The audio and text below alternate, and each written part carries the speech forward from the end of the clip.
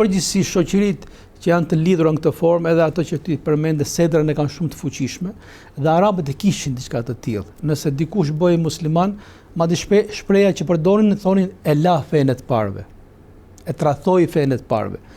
Ju nuk thonin që u bë musliman, por thonin e tradhoi fenë të parëve. Vetë kjo shprehje kishte një konotacion mjaft të rëndë për ato që bëhej musliman, sepse do të merrte parasysh, po themi, gjithat ngarkesë, po themi që do flisnin njerëzit. Ky e tradhoi fenë të parëve, e tradhoi shtëpinë, e tradhoi njerëzit të shtëpisë dhe hyri një besim të huaj.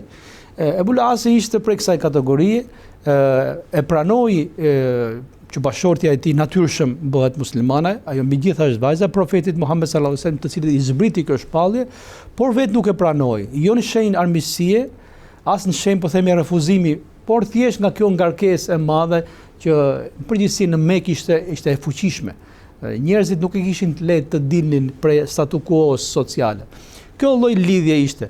Tani sa i përket ndarjes, ajo që është fakt është që Zenebi ka vazhduar të jetojë me bashortin e saj Ebul Asin, më thënë edhe pas shpalljes,